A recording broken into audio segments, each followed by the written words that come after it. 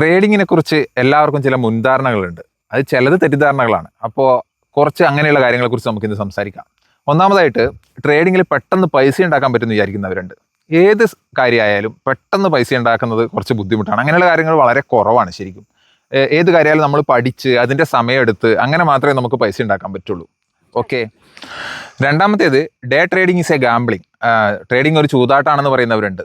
അതിലൊരുപാട് നമ്മൾ ഫെയിൽ ചെയ്ത കഥകളൊക്കെ നമ്മൾ കേൾക്കാറുണ്ട്. ഒരു കാര്യവും നമ്മൾ പഠിക്കാതെ ചെയ്തു കഴിഞ്ഞാൽ അത് ഗാംബ്ലിംഗ് തന്നെയാണ്. നമ്മളിപ്പോൾ ഒരു ഡിഗ്രി ഇല്ലാത്ത ഒരു ഡോക്ടർ ഒരു ഓപ്പറേഷൻ ചെയ്താൽ എന്തായിരിക്കും അവസ്ഥ?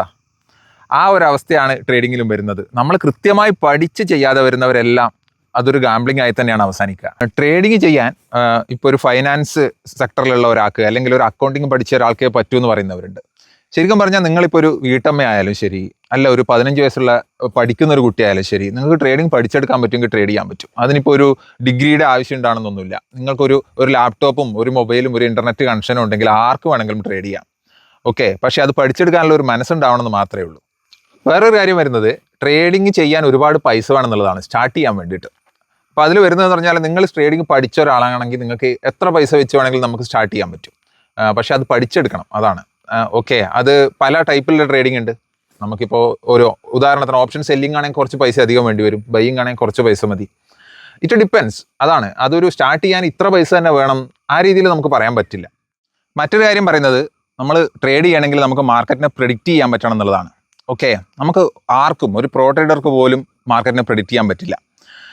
അതെങ്ങനെയാണെന്ന് വെച്ച് കഴിഞ്ഞാൽ, നമ്മൾ മാർക്കറ്റിനോട് റിയാക്ട് ചെയ്യാണ് വേണ്ടത്.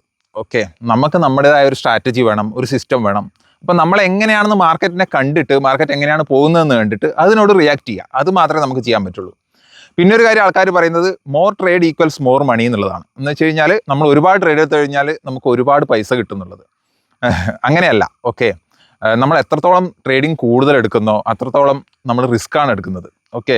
നമ്മൾ ശരിക്കും അത്യാവശ്യം പൈസയൊക്കെ ഉണ്ടാക്കുന്ന നല്ല നല്ല ട്രേഡേഴ്സൊക്കെ സാധാരണ ഒരു 1-2 ട്രേഡ് എടുത്തിട്ട് എല്ലാ ദിവസവും ഡേ ട്രേഡിംഗ് ഒക്കെ നിർത്തും. പിന്നെ ലോങ് ടേമിൻ്റെ കാര്യമുണ്ട്, അതൊക്കെ അത് നമ്മൾ അക്യുമുലേറ്റ് ചെയ്യുന്നതാണ്, ഇക്വിറ്റീസൊക്കെ. ഓക്കെ.